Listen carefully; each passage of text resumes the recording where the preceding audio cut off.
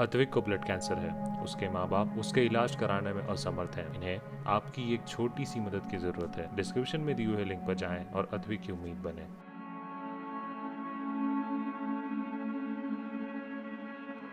नमस्ते, मैं अविचल दुबे। राम मंदिर निर्माण के लिए उत्तरदायी ट्रस्ट पर मंदिर निर्माण में प्रयोग लाई जाने वाली जमीन के एक हिस्से की खरीद फरोख्त में घोटाले के आरोप लग रहे हैं। मूल रूप से इन आरोपों को हवा दी है समाजवादी पार्टी के बड़े नेता तेज नारायण पांडे ने आरोप लगाया कि 10 मिनट पहले जिस जमीन को 2 करोड़ रुपए में खरीदा गया उसको ट्रस्ट ने 18.5 करोड़ रुपए में खरीदा, यानी कि एक बड़ा घोटाला ट्रस्ट ने किया। लेकिन अब ट्रस्ट ने इसको लेकर सफाई दी है। ये सफाई उन्होंने केंद्र सरकार को भेजी, इसके साथ ही बीजेपी और आरएसएस को भी अपनी रिपोर्ट भेजी है। इसके साथ ही ट्रस्ट ने ट्वीट करके भी सारी जानकारियां साझा की हैं। ट्रस्ट ने साफ तौर पर कहा है कि ये जो आरोप हैं वो राजनीति से प्रेरित हैं। इसके साथ ही उन्होंने कई सारे और फैक्ट्स भी बताए हैं, इसको भी आपको बताएंगे। लेकिन ये मामला आखिर है क्या है? आपने सरसरी निगाह से जाना तो होगा कि राम मंदिर में जो ज़मीन का प्रयोग होना है उस पर आरोप लग रहे हैं, घोटाले के आरोप लग रहे हैं ट्रस्ट पर कि उन्होंने खरीद फरोख्त में घोटाला किया है।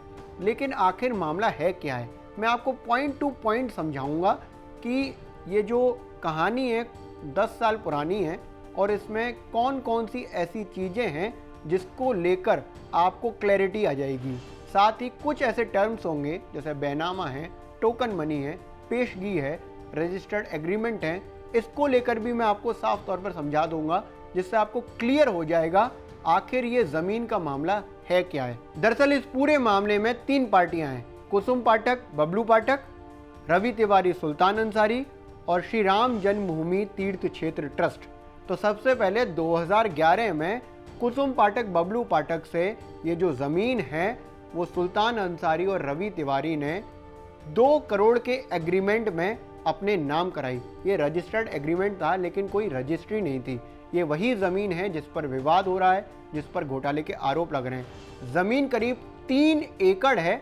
अब इस ज़मीन की ज़रूरत राम जन्मभूमि तीर्थ क्षेत्र ट्रस्ट को क्यों पड़ रही है? उसका कारण है कि केंद्र सरकार ने अयोध्या में श्री राम मंदिर निर्माण के लिए 70 एकड़ ज़मीन को एग्रीमेंट करके अधिकृत किया और उसको ट्रस्ट को दिया कि आप इस पर मंदिर बनाइए। श्री राम जन्मभूमि ट्रस्ट चाहता है कि जो मंदिर बने वो 108 एकड़ में बने, इसलिए जो और अधिक ज़मीन का जो एग्रीमेंट था वो श्री राम जन्मभूमि तीर्थ क्षेत्र ट्रस्ट अपने हिसाब से करने लगा। अब जिस ज़मीन को लेकर श्री राम जन्मभूमि तीर्थ क्षेत्र ट्रस्ट पर आरोप लग रहे हैं वो बाग बिजेसी इलाके में, ये अयोध्या का वो इलाका है जिसे प्राइम लोकेशन माना जाता है और श्री राम जन्मभूमि तीर्थ क्षेत्र ट्रस्ट चाहता है कि ये जो लोकेशन है, ये जो पूरा इलाका है, ये 3 एकड़ ज़मीन है वो उनके अधिकार में आ जाए। और अगर एक तरह से देखें तो रजिस्टर्ड एग्रीमेंट के ज़रिए उनके पास आ भी गई है।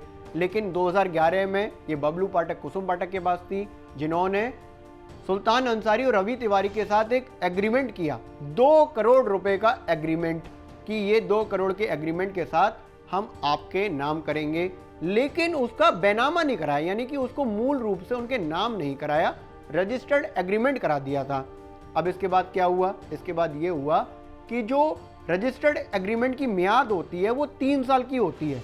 इसके बाद इसको हर बार अपडेट कराया जाना होता है, तो वो अपडेट कराया जाता रहा। अब तारीख आई 18 मार्च 2021 की, जिस पर सारा विवाद बचा हुआ है कि इसी दिन ये ट्रस्ट ने घोटाला किया ज़मीन को लेकर। तो 18 मार्च 2021 को बबलू पाठक ने सुल्तान अंसारी और रवि तिवारी के नाम ये रजिस्ट्री कर दी। 2 करोड़ रुपए में 3 एकड़ ज़मीन बाग बिजेसी इलाके की रवि तिवारी और सुल्तान अंसारी के नाम बबलू पाठक ने कर दी। शाम 7 बजे ये रजिस्ट्री हुई और इसके करीब 10-15 मिनट बाद ही रजिस्टर्ड एग्रीमेंट सुल्तान अंसारी और रवि तिवारी ने श्री राम जन्मभूमि तीर्थ क्षेत्र ट्रस्ट, चंपत राय जो महासचिव हैं, उनके नाम किया। उन्होंने रजिस्ट्री नहीं करी, उन्होंने रजिस्टर्ड एग्रीमेंट किया 18.5 करोड़ रुपए का। तो मामला यहीं अटक रहा है। यहीं पर आरोप लगाए जा रहे हैं कि 10 मिनट पहले जो सुल्तान अंसारी और रवि तिवारी ने 2 करोड़ की जमीन खरीदी, वही जमीन श्री राम जन्मभूमि तीर्थ क्षेत्र ट्रस्ट ने 18.5 करोड़ रुपए में 10 मिनट बाद खरीदी।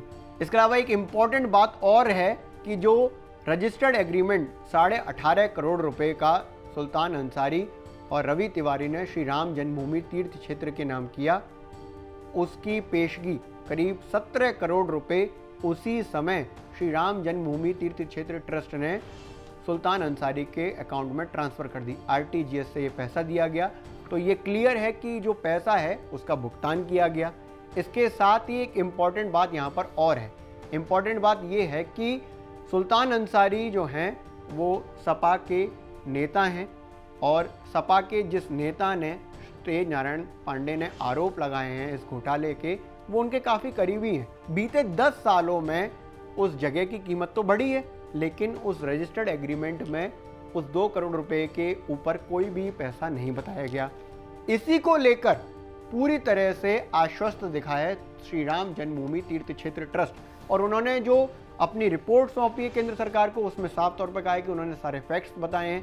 इसके साथ ही उन्होंने जो ट्वीट किया है उसमें भी जो लिखा है वो काफी इंपॉर्टेंट है, वो आपको मैं बताता हूं। इस भूमि के संबंध में वर्ष 2011 से वर्तमान विक्रेताओं के पक्ष में भिन्न भिन्न समय 2011, 2017, 2019 में अनुबंध संपादित हुआ। अनुबंध संपादित हुआ मतलब कि रजिस्टर्ड एग्रीमेंट अपडेट हुआ। खोजबीन करने पर यह भूखंड हमारे उपयोग हेतु अनुकूल पाए जाने पर संबंधित व्यक्तियों से संपर्क किया गया। भूमि का जो मूल्य मांगा गया उसकी तुलना वर्तमान बाजार मूल्य से की गई।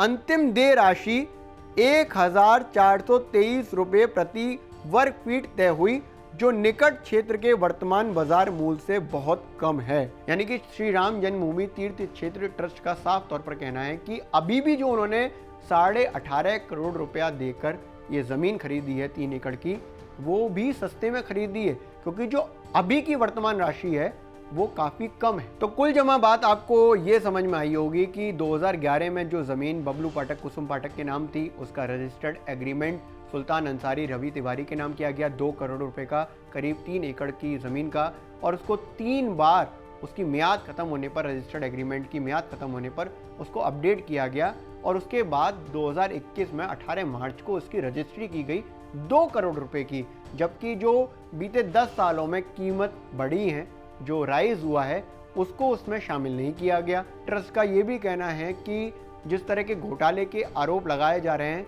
वो तो पूरी तरह से बेबुनियाद हैं, राजनीति से प्रेरित हैं।